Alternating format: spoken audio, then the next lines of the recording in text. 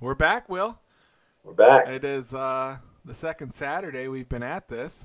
Um, let's jump in. Let's talk some Smokey and the Bandit and see where it takes us. Smoking Bandit. Yeah. The man with the mustache. Burt Reynolds. You know, it's one of those movies. If I'm in a bad mood, if I've had a bad day, whatever, I can put it on and instantly feel better. It is so good. Well, and it did it. It instantly made me feel better today because I immediately started laughing as soon as it started.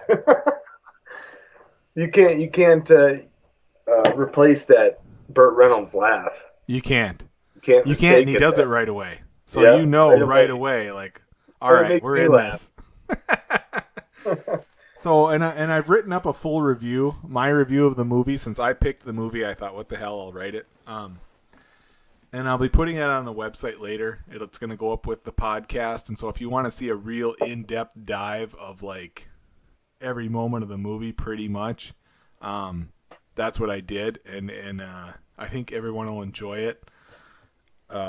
It's good. But I left out a bunch of stuff, and the reason I did is because it was some of the behind the scenes stuff and some of the stuff we had talked about. And basically, I just want to hear what you think of it. What do I think of Smokey and the Bandit? Yeah. Hmm. I was trying to figure out when was the first time we saw it.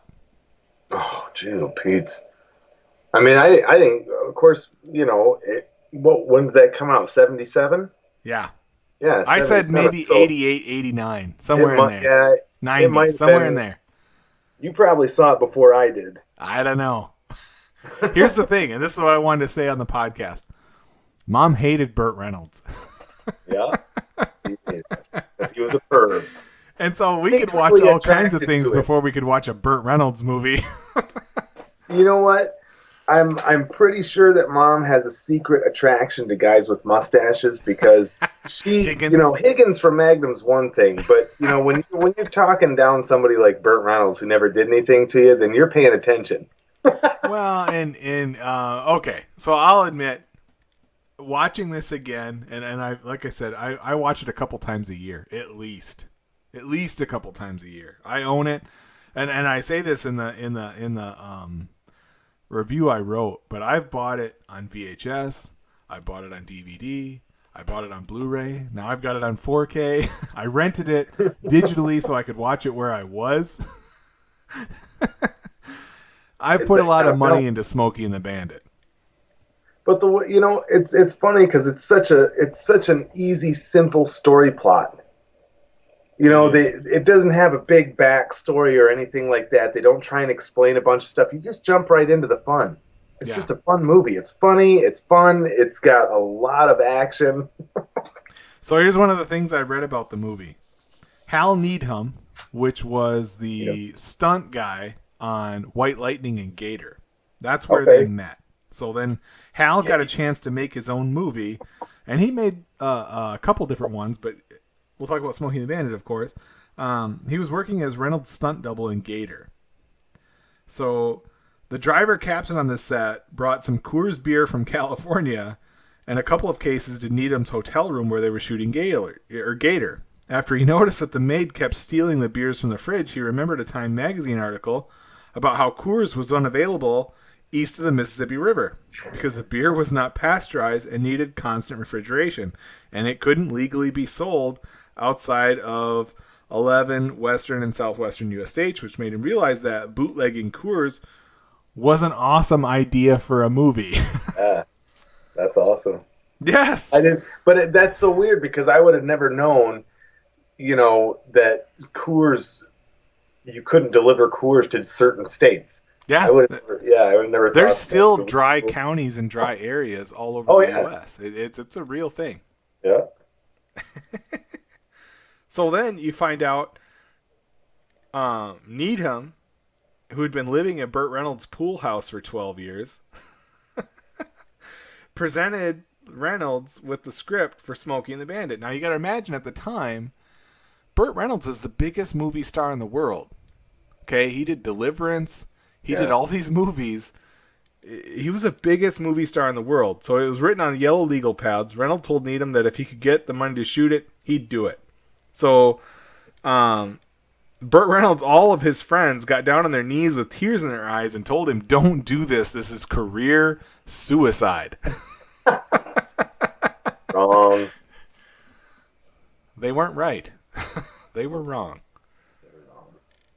Obviously, because you and I are still watching this freaking movie. Yeah. And then the other interesting tidbit I read, or one of the other, Sally Field, Burt Reynolds called her directly. He wanted her in the movie.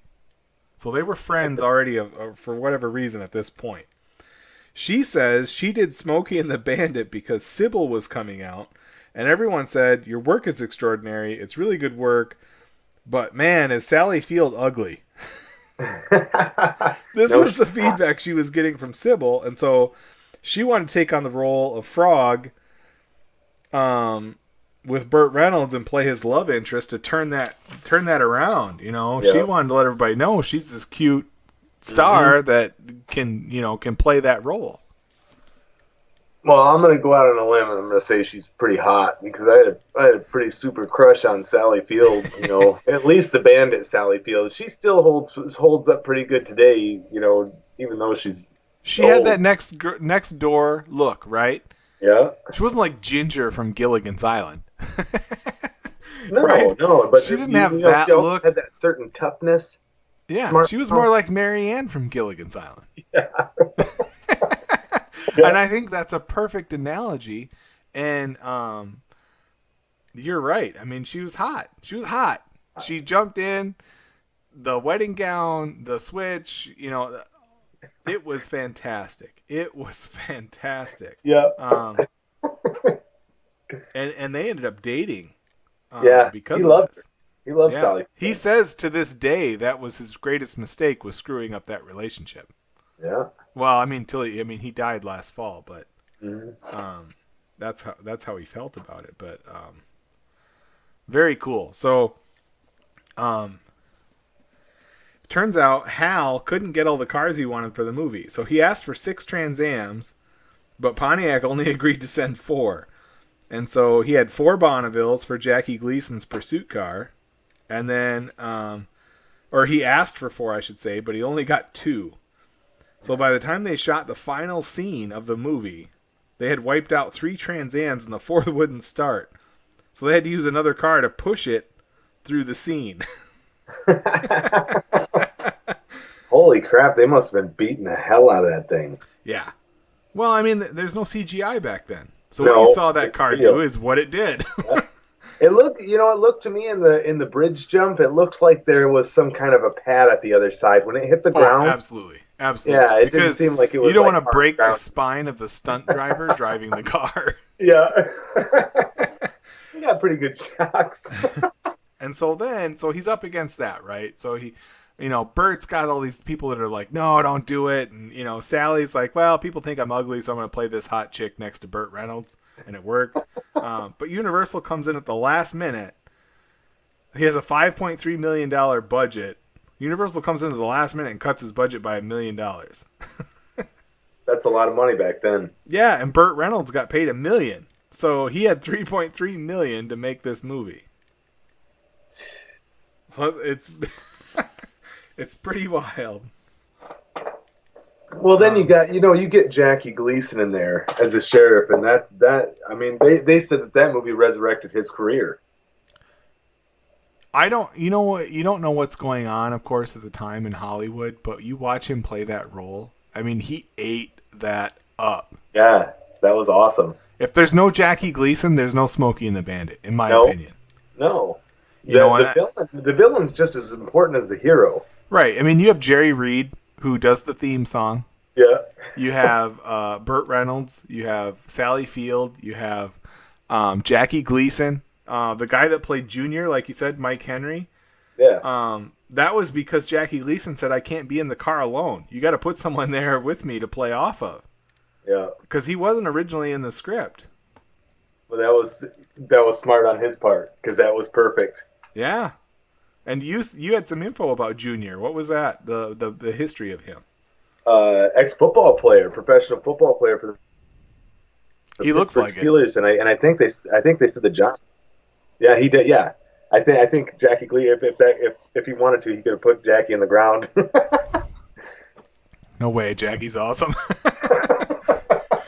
So, and then the studio, of course, they wanted Richard Boone, who was a big star at the time. That was the bad guy from Big Jake.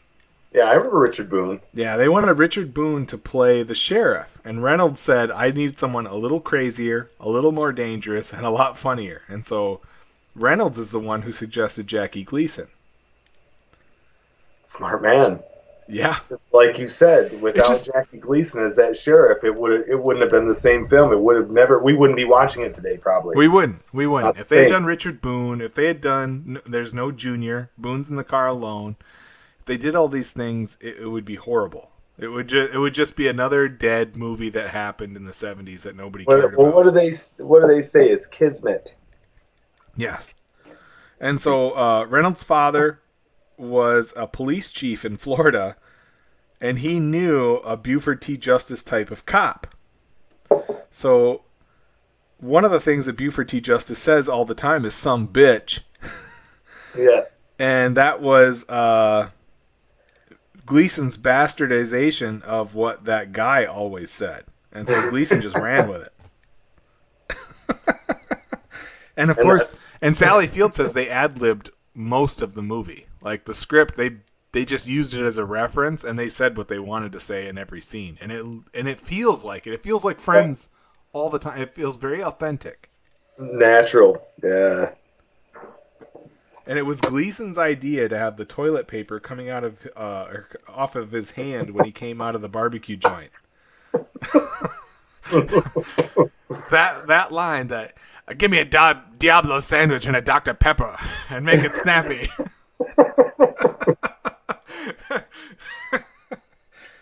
And just, that was the only scene that Burt and Gleason were in together. That was it for the whole movie. They were never filmed together other than that little scene in that barbecue film.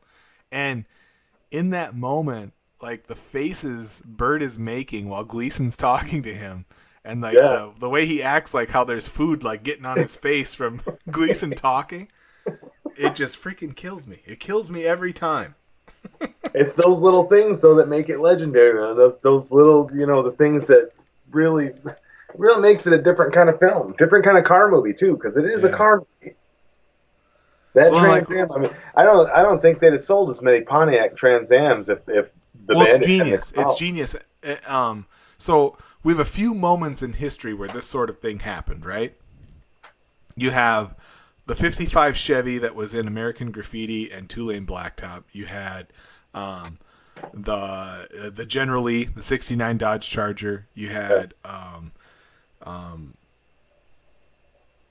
the Trans Am from Smokey and the Bandit. You have Kit, that Trans Am. You have the Camaro from the Transformers movies. You have the '67 Shelby GT500 from the Gone in 60 Seconds remake.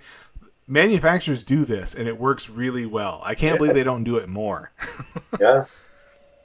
But one of the things I had read about was Gleason would ask his assistant Mal for a hamburger on set all the time, which was code for a glass of bourbon. Boy. Which is awesome. I wish I could do that at work. Yeah. Like, Go get me a burger. yeah, can I get a hamburger, please?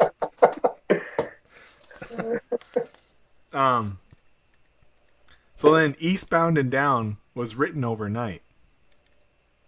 So what happened was Jerry Reed, he promised that he would come up with a song by the end of filming that they could use as the theme song for the movie. And Needham finally asked him about it, and Reed was like, "I'll have it for you tomorrow morning." And he was out all night partying because they had finished the movie. So he wrote Eastbound and Down after a night of partying with everybody and provided it to Needham the next day. And Needham was like, didn't say anything. So Reed was like, "If you don't like it, I can change it." And Needham's like, "If you change one damn note, I'll kill you." Yeah, I'm not the biggest of country fans, but when it comes to old school country music, the real storytelling, and that's I like that Yep. song. I do. Yeah. It fits the movie. You have It's a good Eastbound and theme song, Down. and you got to have good music. Yeah. Eastbound and Down, 18 Wheels. I mean, you have all these movies that are kind of about trucking, and Yeah. it's awesome. Last note that I got, turns out Alfred Hitchcock's daughter, Patricia, revealed after her father had passed that the last movie that he ever screened for himself and his friends at his house was Smokey and the Bandit. And it was his favorite. He's a brilliant man. Not even think about that. I mean, Yeah, Alfred Alfred Hitchcock. Hitchcock, and he's like, He made North by Northwest. Awesome. But you know what? It reaffirms to me my love of this movie. You know, when Big and Little Enos Burdett show up right at the beginning of the movie, and he does his iconic Bandit laugh. Yeah. That is epic. That is epic. And he's like, why do you need this beer so bad? And the little Enos is like, because he's thirsty, dummy.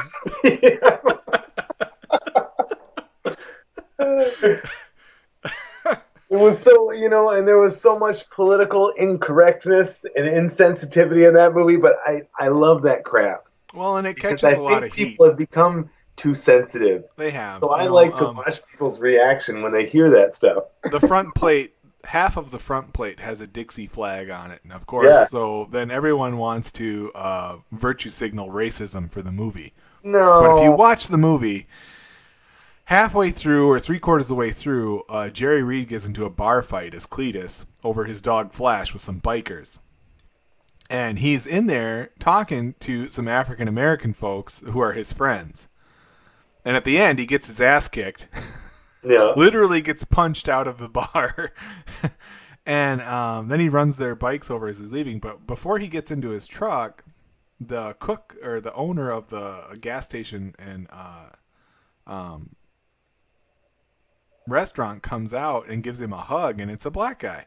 Yeah. So, that was I hate that kind of crap because it's like when a white person gets accused of racism, they start fumbling and they start thinking about all the black people they know. Stop that shit. All right? If you watch the movie, it's not racist. The car's not racist. The actors aren't racist. Nothing's racist. Stop being retarded. Well, I left super. I knew it was coming because is it Sheriff Bradford? Yes. And he gets drove off the bridge because the fact that you're a sheriff is not germane to the situation. It's like the goddamn Germans have nothing to do with it. Hey, boy, where's Sheriff Bradford? He's like, I am Sheriff Bradford. Right, but in that movie, he's the bad guy. Yeah, he's the bad guy. He's supposed to be he's a jerk. Guy. He's supposed to be. Yes. It just. What's this world coming to? Oh, it kills me. But so you have all right. Let's just go through the movie. So Big and Little Enos, they come up to him, and Little Enos gives that line, "Daddy, it looks like a legend and an out of work bum look a lot alike." Yeah. And he's like, it must be a bitch trying to find an extra tall such and such and a size 12 dwarf. Yeah. For his matching suits.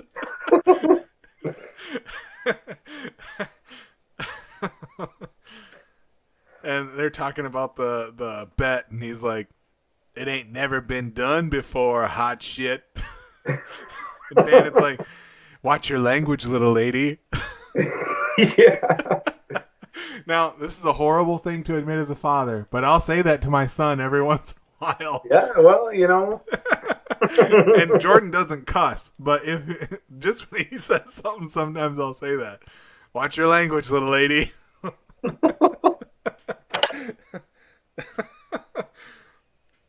But just, and then he goes and sees his friend, and he's talking to that little boy who jumped on his back, and he's like, oh, I remember you, such and such, because you're the one that always hits me right in the balls.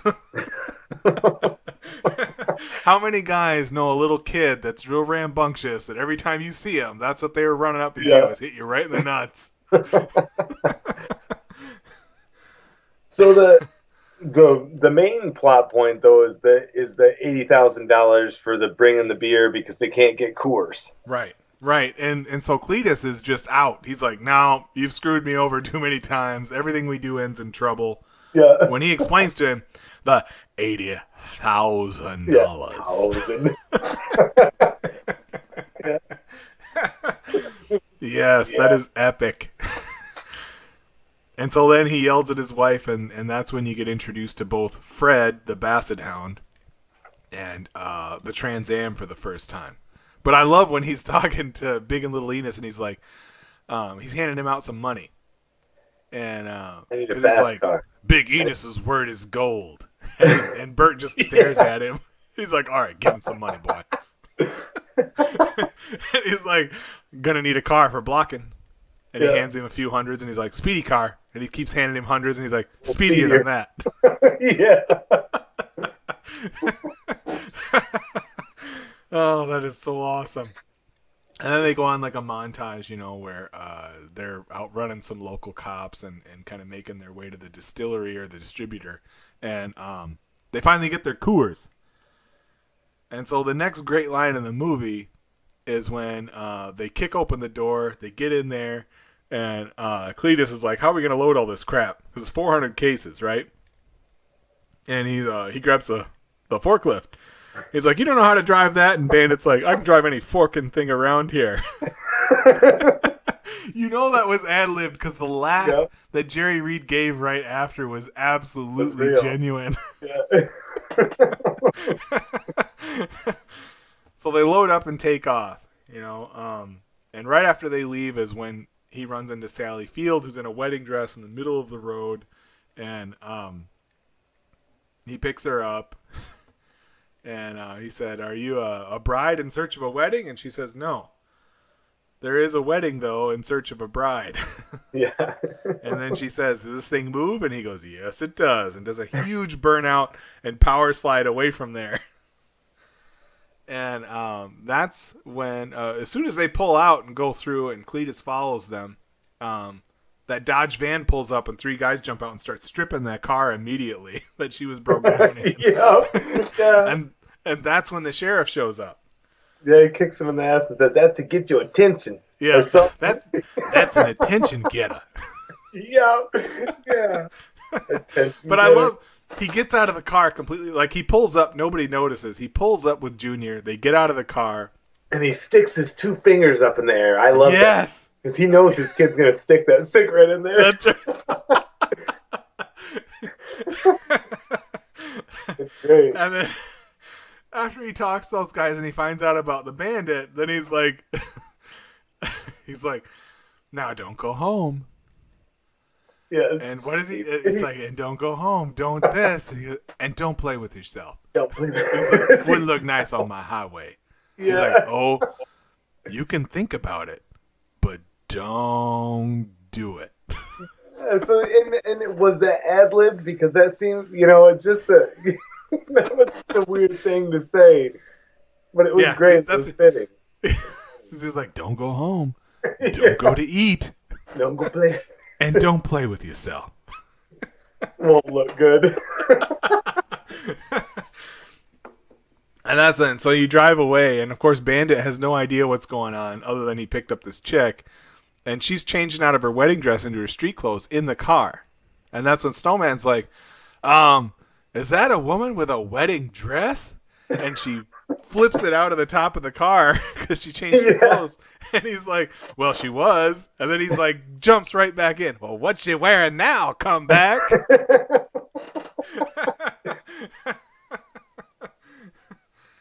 That is just awesome.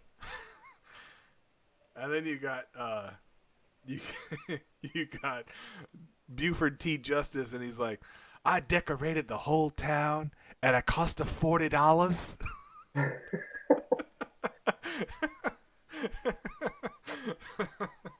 It just kills me. The whole and it thing. turns out that Sally Field was supposed to be marrying his son.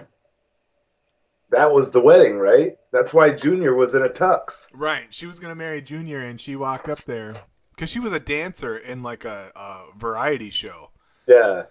And so Junior asked her to marry him because she watched her dance and he fell in love with her. And, Junior's a simple guy. Yeah. But then she decided as she's walking up the aisle, well, she didn't want to do this. So she turned around and took off on him and stole a car, and that's how she met the bandit. But Buford T. Justice didn't take kindly to him putting out that money and being embarrassed in front of the whole town. Yeah. Yeah. But it just, oh man, and you've got the you've got the different montage, and you have all these cameos. Like you said, Enos, who's not big and little Enos. Enos from Dukes of Hazzard plays a motorcycle cop at one point in the movie where he pulls over Cletus Snow. And Bandit kind of buzzes him and freaks him out, and he tries to chase him. So to bail out Cletus. But Ben Jones, Cooter, plays a truck driver in the movie. And then I've never been able to prove it, but rumor has it. It's more than rumor. John Schneider has confirmed it. John Schneider snuck onto the set as a teenager to be an extra in that scene where it's towards the end of the movie where they're at that drive-in, and he calls ahead to get them to do some blocking. Yeah. Him and Cletus, and they all kind of do that rally, and I forget what they call it, but they do this rally, and John Schneider is part of that group. And he's probably 16, 17 years old at that point. But who wouldn't? So it's really cool. Well, you have all this Dukes of Hazzard crossover going on throughout the movie, You have the Basset Hound as Fred, and the Dukes of Hazzard, they get Flash, the Basset Hound. Yeah. Yeah, Big and Little Enos, Burdette, you end up with Enos Straight, who's a cop in Dukes of Hazzard. Ben Jones plays a truck driver in Smokey and the Bandit. He ends up being Cooter, the repair guy, the mechanic on Dukes of Hazzard. The Bandit's first name is Bo. That's the same as Bo Duke in the Dukes of Hazzard, and they even mention Smokey and the Bandit in the first season of Dukes of Hazzard. So there's tons of crossover there, and obviously that was part of the inspiration outside of the movie Moonshiners that inspired Dukes of Hazzard. So very cool stuff. Yeah. But one of the other things I loved was when the when they're at one point where Buford T. Justice is super frustrated and Junior's just being Junior. He's just an idiot, Junior's a big, dumb guy. Yeah. That's his part to play in the entire movie. He's he does something wrong, and Buford's looking at him, and he's like, "As soon as I get home, I'm gonna smack your mama in the mouth. There is no way you come from my loins." Yeah.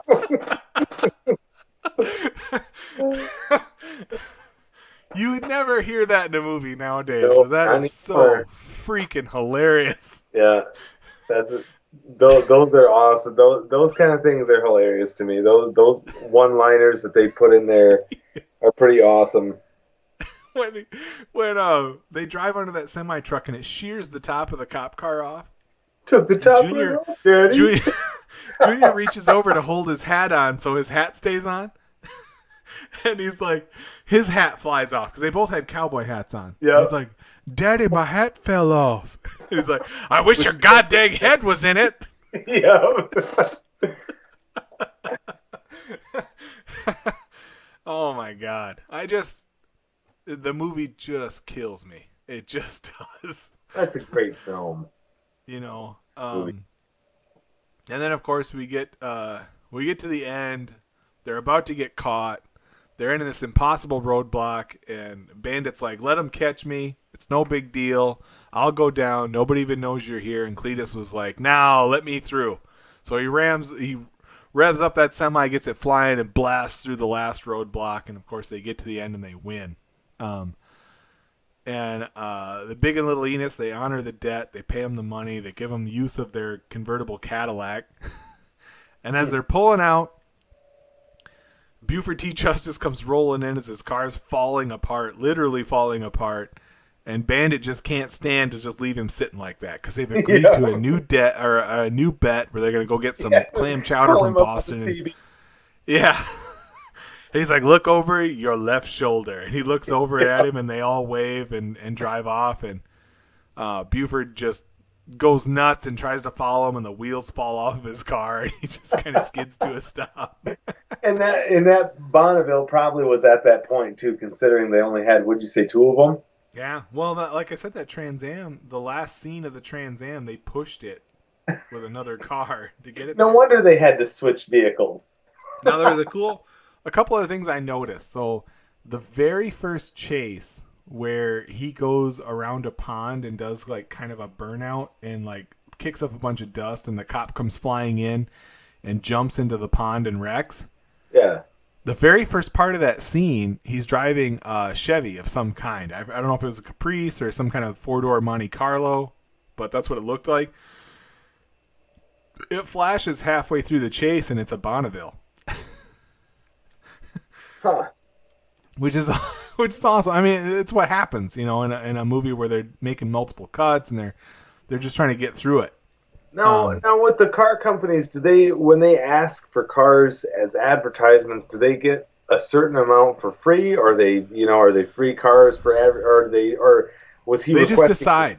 Like Hal Needham, he said, I need 5 Trans Ams, and they send him 4.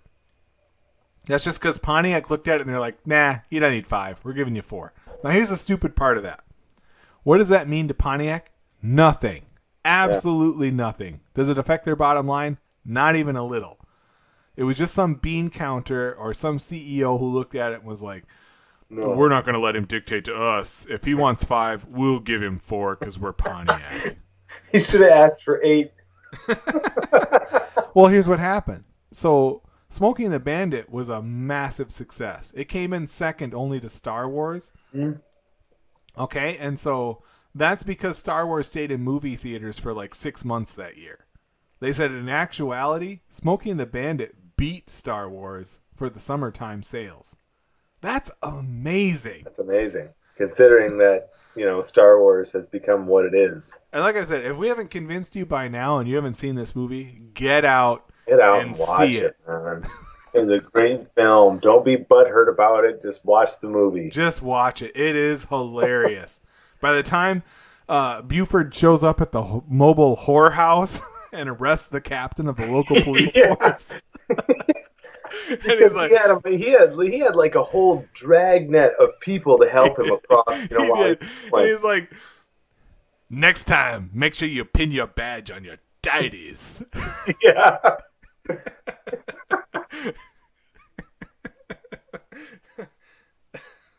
It is the best. It is just the best. But it's a good movie to start with. Yeah. So that's it. I wrote up a very comprehensive review where I put in a lot of this stuff. You can see it on our website after the podcast. I'm going to be posting it up on our website and then sharing it across our social media. So then the next order of business, Will, what movie are we going to do next Saturday? Your choice. My choice next Saturday. It's going to be a good one. It's early in the process, so you have a million good movies to choose from. Or Mad Max.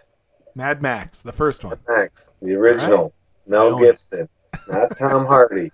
For all you people that don't know that there was an original out there, the original with Mel Gibson, the real Mad Max. Yes. So, this car, as a preview, this car was based on a Ford Falcon XB, and it was sold in Australia. It was also sold in the U.S., but that's what it was, and it was a very cool car. Cool car.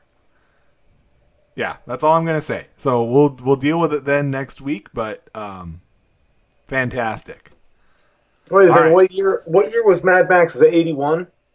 I believe 79 or 81. It was right around in there. Yeah, something like that. But yes, next week. Sounds good, man. I'm on it. I'll be watching it this week. I love it. So, now that we've done our movie review, I just today, right before we started, I updated the music on the website to 80s rock. Um, and it's just all my favorites. So there's Def Leppard, there's Whitesnake, there's Warrant, there's Skid Row, there's Guns N' Roses, there's just Yeah. everything. So check that out if You you're know, on our I website. almost went and saw. I Believe it or almost went and not, I saw Skid actually Row. put some thought into that music playlist every week. So on Saturdays, that's when I'm Check it out. going to be updating it. Um, and I usually put 15 to 20 songs on there. It just depends. But it's good stuff. So it's stuff that I would cruise to. I was trying to say, I almost went and saw Skid Row 3 days ago. They were at Oh, man. yeah, they were, but I found out before I bought the tickets that Sebastian Bach is no longer the lead singer. Oh, that's lame because you Yeah, can't so I replace got a it. I guy was like like, that. nope, I'm not interested. I don't want Right. to see some other dude. Yep. Yeah, that sucks. Yeah, I Yeah. wouldn't do it either. Um, yeah, and so, and that's what I put on there. Because real car guys will tell you like, I don't need a radio. I just need the sound of my engine and exhaust as I drive down the road. Well, that's true. It is true. There's a lot of truth there. However, every once in a while, on a lazy summer day when you're just out cruising, it's nice to throw some music on. And so when I'm making these playlists, that's what I'm thinking about is What's what kind the of theme? music can I add? What's the theme to your life when Yeah. you're out cruising? It's not the sound of a car. No. You got a theme. You got something that makes you feel a certain way when you're on the road on your own. Yep. If you love to drive. Yep. So there it is. And I threw some 80s rock on there. If you ever want to update the list, like I said, we do it on Saturdays. Anytime you want, we'll put whatever list you want. I have zero qualms about any type of music. I listen to just about everything. Just So about everything, me too. I just threw 80s rock on there because I've been listening to it lately. I listen to a lot of Foo Fighters all the time, and so you'll see Foo Fighters on there probably more than once. But I'm a big fan, so Yeah, that's why Fighters you'd for see guns. that. But yeah, that's our music stuff. So the other thing to talk about is our Detroit Lions. Detroit Lions. So they And lost again. I'm impressed with the talent of the team. I The truly first, am. I think this could be a great year. The only problem is depth. right. The first string looks fantastic. Yeah. Stafford came in. He completed like 80% of his passes, threw for like 140 yards and a touchdown. I mean, like, they just kind of came in, cleaned up, left the game, and the Yeah. Lions ended up losing. But as we discovered in their 0-16 season, preseason games don't really mean anything. They don't mean Because anything. they were 4-0 that year. Well, and it's changing because they mean even less now. They mean more to the developmental guys. They don't mean as much to the guys who you already know who they are. Honest to God, this is how I feel. Honest to God, even as a fan, I don't think the starters should play in the preseason. I don't think so either. It's a not waste worth of the time. risk. They play all week. They scrimmage all week. They do They're things all week practicing, against that team. 2-a-days or 3-a-days. Yep. Just let it go. Yep. So what are your thoughts on them cutting Zach Zenner?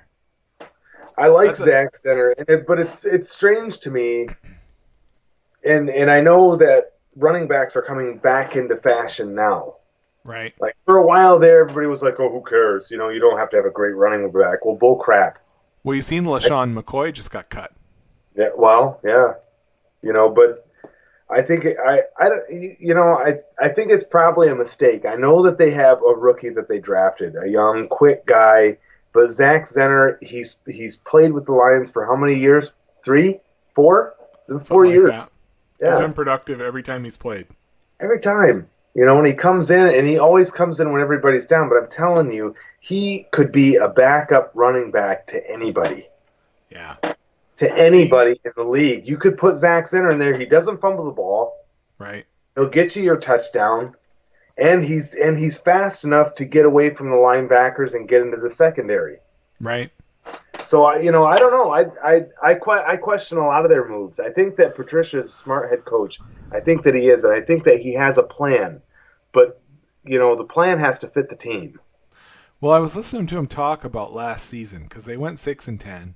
I mean, they Yeah. beat Green Bay twice and they still went 6-10. And that's lovely. And That's they beat the hilarious. Patriots. So they beat Green Bay twice and they beat the Patriots and they still went 6-10. So last year was obviously a big letdown. But I was reading about it, and the GM for Detroit said that the players were really not happy with Matt Patricia. That he brought a lot of intensity and a lot of expectation, a lot of pressure they were not used to, and the players were kind of against him rolling into the end of the season. I don't think Well, that's the case now. it's like polar opposites to what they're used to. Caldwell, who's a very soft spoken, he's not really, he only you only seen him get fired up maybe a half a dozen times during the whole season. Right. Otherwise, he's just walking the side. You can see him frown and stuff, but Patricia's more of an animated guy, and he's more of a leader. Yeah. He wants guys to follow what he's doing. He wants them to fall in line, and it's hard for a Detroit team. We don't got the money that other teams do, so We don't, but in all honesty, with Trey Flowers, Damon Harrison, Mike Daniels, Deshaun and Robinson, Okwara, or whoever they end up with the other side, Sean Hand. that's got to be one of the best defensive lines in Oh, football. yeah, easily. Oh, and Daniels. Yeah. He was one of the best defensive tackles in all of football in that 3-4 for Green Bay. He was tearing people up, and he's going to do it again because Right. he's in his prime. And he's really excited to play Green Bay.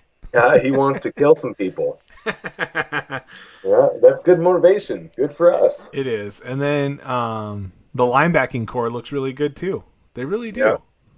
Gerard They Davis need is not severely injured. He's going to be fine. He's going to be available for the opener most likely. Um, who's the the rookie Tavai. Mabin or whatever? What's the you have Tavai and Oh, you have yeah, Jalen Reeves Maben. Yeah, I like him, yeah and Kennard. He's and to Kennard. me, he's a quarterback pressure. He's a rusher.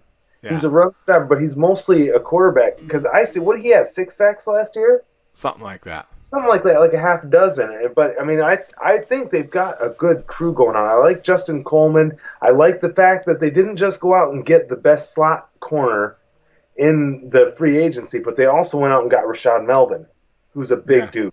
At cornerback, 6'2", that's all you need. Well, and that's the other thing. So you have Darius Slay in a contract year. And they've all said this, and they all admit it. Like Slay's out to prove a point, Yeah, he's gonna tear it up this year. and he's straight out saying it. Like this year, he's gonna earn a big contract. Earn, Yeah. that's a key term. He's gonna earn a big contract by kicking everyone's ass, and I can't wait because he has that talent. Yeah. He can do it. So And the cool thing is that this year, when he does it, they can't just not throw his way because Justin Coleman is a great slot cornerback, and Rashard Melvin's no joke. right, And he started for the Jaguars, and so so it's you have a top 10 defense from last year coming back even better. You really do. They have upgrades all over on defense. So I expect their defense to stay in that top 10, to be one of the best defenses. So the question is, will Matt Stafford, be Johnson, protected. will Galladay, Hokinson, Amendola, Marvin Jones, are these guys going to put up real numbers and give us a great Hawkinson. season? I think he's going to be a great tight end.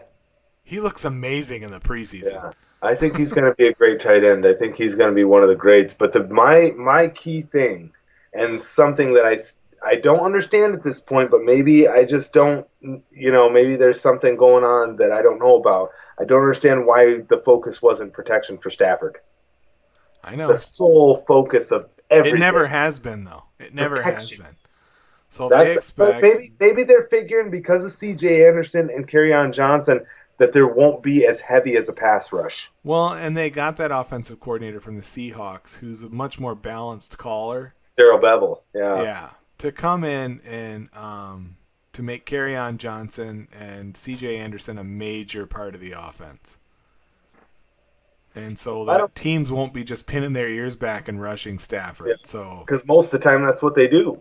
They it don't. They is. don't care about giving up a 30-yard run to a second-tier running back. But the It is. Kerryon Johnson's the real deal. You You watch his know, work last year. The guy averages over 5 yards a carry. That's what you need. right. Yeah. Yep. I mean, I'm hoping for a lot more. 6-10 was pretty disappointing last year, and I Hmm. blame it completely on one thing, and that's when they got rid of Golden Tate. When they got Yeah. rid of Golden Tate, the offense completely died Yeah. It broke. because Galladay and Marvin Jones got hurt, and He Kerryon had was hurt, nobody. and Yeah, they didn't he have had everybody. anybody. They had nobody. No, They and brought our in best guys that offensive hadn't even been lineman on the was hurt. team. They hadn't been on the team for a week, and they're starting in the next game. Yeah. And they did the best they could. It's not a knock against them. It's just that it didn't work. And so they No. weren't able to put up points, and they lost a lot of football games just because Golden Tate wasn't there to carry the team. Because that's the type of player he is. And I know he's out for PED suspension, or allegedly, this year, but that guy is a top 5 wide receiver in the NFL in almost Game every changer. metric, and certainly the metrics that matter, like yards after catch. So the fact that they got rid of him to keep Ezekiel, to me, that it still burns me. That's a huge mistake, a huge misstep by Detroit to get rid of him for Ezekiel Ansah, And then who's might be 40 some years old. We don't even know because they don't have correct birth records for him, and he's never healthy. That dude no, it's is not. never healthy. He's fantastic athletically, but he gets hurt a lot, and that speaks to maybe the fact that he might be 42 years old. He doesn't even know, or at least he's not saying. Either way, I'm expecting a lot of Detroit this year. I know they're coming in, and most people expect them to do very poorly and finish near the bottom. I'm not there. Unless they experience some massive injuries to their starters, I think they're a very dangerous football team. Well, I don't like thinking about our Lions being a desperate football team. But Matthew Stafford is the best quarterback that we've seen, and we've talked about Stafford a lot. He's got a Yeah. great arm, whatever. He's the best quarterback we've seen, and it's the time is now. Yep. Unless you want to wait another 20 years, the time is now. Yep. These next couple of years, when he's in his prime, you do everything you can, because if you can win a Super Bowl in Detroit, you change the game in Now, and Detroit. to be honest, the league is weaker, isn't it? Yeah, This is your chance this is your for any shot. team. This is your chance to come up and win one. You know, the Patriots aren't what they used to be. The Steelers aren't what they used to be. The Packers aren't what they used to be. The Seahawks aren't what they used to be. So here's your chance. Here's your chance to come in as a young team and win one. Play like monsters. Be a monster. Yep. Kick some ass. Yep. I don't know. I'm a big fan. I'm recording the Michigan game right now, and I'm going to watch it after we hang up here. Yeah, I heard the score when I pulled in the driveway. It was like Wow. 24-14. Yeah, here's the thing. Like, they make a big deal out of it, right? But every major school in the country plays a gimme the first game of the year. And so, yes, they're up 27-14 at the half. Shea Patterson has thrown 3 touchdowns already. I haven't watched it yet, but I've seen it. I've seen the stats, and it's not surprising. They're playing Eastern Tennessee Mud Hens or whatever. Yeah, it was Tennessee State, but the announcer was like, these guys are going to come out of the locker room at halftime, and they're going to think that they can win this game because Michigan gave up those turnovers. Yeah. 2 turnovers, touchdown, a muffed punt, and a fumble. Yeah. Yeah. Well, I mean, and Michigan's done that before. They've come out overconfident, and they've ended up losing to a team they should have beat, but Appalachian State. But I don't see that happening. I think they're going to crush them, and they're supposed to. It's what everybody does. Every major team is playing a gimme team, and they pay these colleges like $250,000 to come and get their ass kicked on national television. I mean, it's just what they do. Yeah. I don't know. About Michigan this year too. Yeah. Sure. We'll have to Well, it's kind of a make or break year for them as well because Harbaugh has kind of intimated that his time at Michigan is about done. I don't know why. I don't know what he's doing, what he's thinking. Is he going to go to the NFL? Is he going to retire? I don't know. I don't know. It's weird because here's the thing. If you coach University of Michigan football, that's as good as coaching an NFL team. If you coach Ohio State, as much as I can't stand them, that's as good as coaching in the NFL. It just is. Notre Dame, same thing. You pick these major schools, there's nothing better for you waiting in the NFL. That's as big as it gets. And a lot of times, and I think Harbaugh right now, he's one of the highest paid coaches in all of football, regardless of level. Yeah. So I don't know why he would leave Michigan. And the real truth is he's done a pretty good job. I mean, the reality is they haven't been nearly what they were under Lloyd Carr. But they've been a force. But they have been good. They've been really good. And they beat some really good teams. You know, they're putting Ohio State out there as the hump. Honestly, I think your aim should be a national championship, and Ohio State's a speed bump on the way to that. I don't think you should put them out there as like this big thing you must overcome. To me, that's a bad tactic. Everybody knows that it's Clemson and Alabama right now. Right. Clemson and Alabama are the teams to beat. They're the ones that people are looking to be in the national championship again, maybe, possibly. So Michigan could do it, though. Yeah. The way they play football, sometimes I don't understand how they lost some of those games. I don't get it, but we'll see. Maybe it was, maybe this will be the year. I'm hoping. They got a good quarterback. Patterson's a good quarterback. Yeah. He's got 3 TDs in the first half against Tennessee's nursing home of East West something or other. Those guys are playing their hearts out. They are. And I shouldn't tease them, but yeah, tiny school versus massive Division I school, they should get killed. Yeah, usually it's a crusher. Yeah, I don't know. So I don't put a lot of stock in the first game, but all of them do it. All those schools do it. So what are you gonna do? Yeah. We're still rolling forward with our plans with Muscle and Speed. We've got the Mustang up for sale, even though it's killing Jules and I. Every time we drive it, we love it. We took it around to Lance the other day, drove it around the head of the bay, top down, Jordan's in the back seat. We all love this car. And it's killing me to have it up for sale because I'd love to keep it. But we do need to sell it. Get a better one. Here's our honest to God thoughts now are, if it doesn't sell, great. If we don't get a buyer anytime soon, that's fine, because we're enjoying the shit out of that car. Well, I mean, think of it this way too. If it doesn't sell right away, if somebody doesn't come up and buy the thing the way it is, it gives you all winter. Yeah. All winter to button it up and then put it, and then you put it back up in the spring. Meanwhile, you still get to drive it next summer. Right. So I seen it. I heard it run. I've seen the modifications. I didn't get to drive it, which is, I didn't think of to ask, but. Well, we might bring it down for the family gathering here at the end of September, so you might get a chance then. Okay. Well, it's a beautiful car, anyways. I mean, and yeah. Yeah, I'm really enjoying it, and it's totally turned my mind around on convertibles. That Camaro we rented while we were in San Diego started it, but having this Mustang here and driving it often, semi-often, what a great car. And convertibles rule. It's just awesome. It's not going to make me sell the Cutlass anytime soon, but it's very cool. See there, and then you'd have to change my mind about convertibles, man, because I don't like the looks of them. I like a coupe. I do like T-tops. I think T-tops are really cool looking. Yeah. They're not the best functioning thing in the world. I still think it'd be a game changer in GM if they had the balls to do it. Because here's the thing. If Dodge traditionally had T-tops, you can bet your ass the Challenger would have T-tops. Yeah.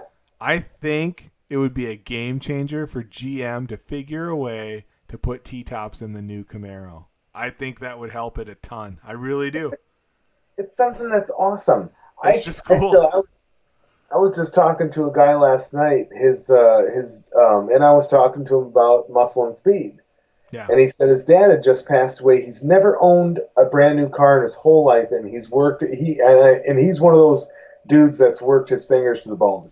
Yeah. Well, his dad just passed away and left him some money. He goes, I'm going out there. He goes, and I'm going to get me a brand new Camaro, and I'm getting 7 out of the 10 options that I want specifically. He was so excited, you That's know. awesome. But imagine if you could add T-tops to that list. You know, Exactly. Who wouldn't? T-tops on that thing. Who wouldn't? Yeah.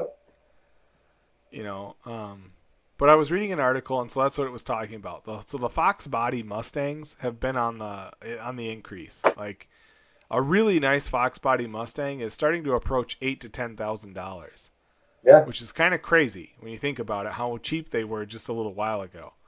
And the Mustang that we have, I'm sorry for you Fox body owners, it's better in every way. Every way. It's better looking, better driving, better handling, better power, better everything. What it hasn't hit yet is that nostalgia hit, but it's about to. It's about to. Yeah. It's just inevitable. Which is weird to think about. That's strange. Well, and the Camaro and Trans Am are in the same boat. You know, your car is garnering tons and tons of attention, and the value of it is going up every day. I just saw an article from a site called Motorious, and this was on Yahoo's main page, about a low mileage, and by low I mean like 80,000 miles, whatever it was. Yeah. Firebird. Was it a fire? Yeah, it was a Firebird for $12,000. Yeah. And I was like, oh yeah. I mean, not that long ago, the nicest 80s Trans Am or Firebird or Camaro you could get for $5 or $6 grand. The nicest one.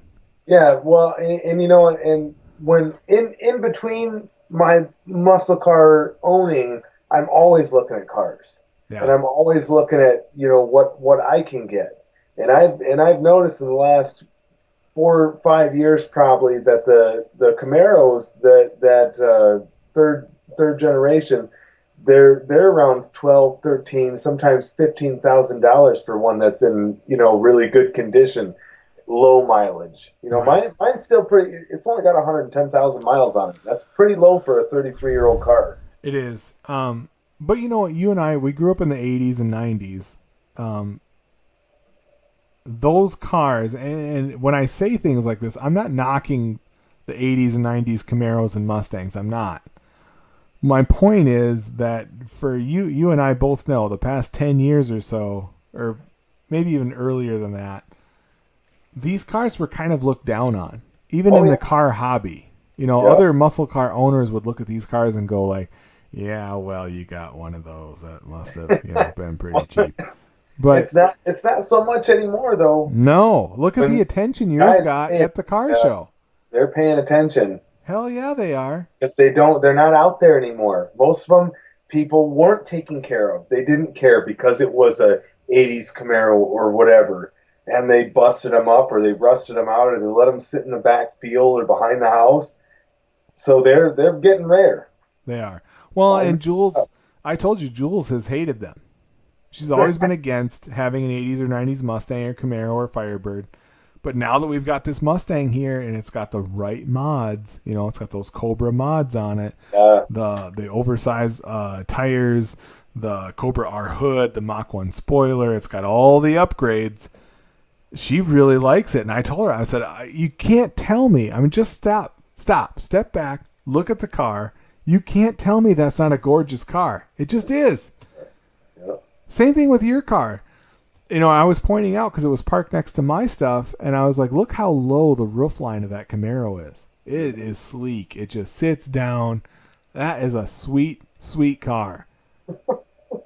The only picture I have of it, really, I mean, I've got a few pictures of it from the car show, but the picture, I want to get pictures of each of us with our rides, and then maybe some group shots with all the cars. I don't know how I'm going to work that out, but I'm going to work that out sooner or later.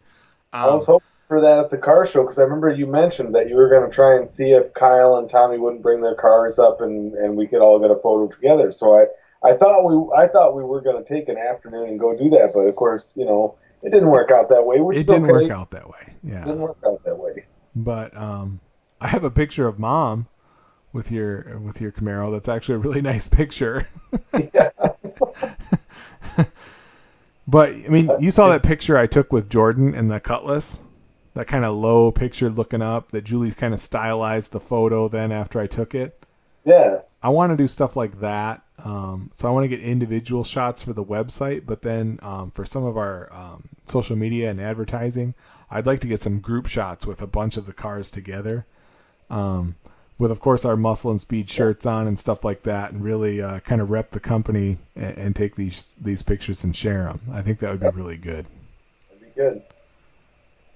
But in the meantime, though, you're coming down to the family harvest dinner. But we get a couple pictures at least in our shirts we can put up anyways. yeah, yep, we can. Like I said, I don't know if I'll be bringing the Mustang down or the Durango or what's going to happen. If the weather's good, we'll probably bring the Mustang just because it's more fun. But Okay. otherwise, we'll have the Durango. But I got plans for that Durango, though. I'm looking at some 22-inch Viper machined wheels, and I'm looking at some exhaust systems for it because that thing's kind of a hot rod, too. It just it needs to be spruced up a bit. Well, I mean, and if you invest money into that thing, and I've noticed that Durango is becoming more popular.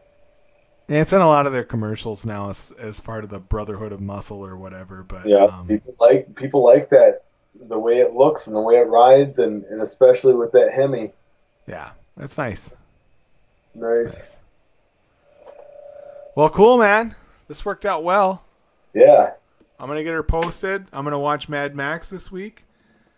Yeah, I'll probably watch it twice. And we'll be ready for next Saturday. All right, brother. All right, we'll catch you later.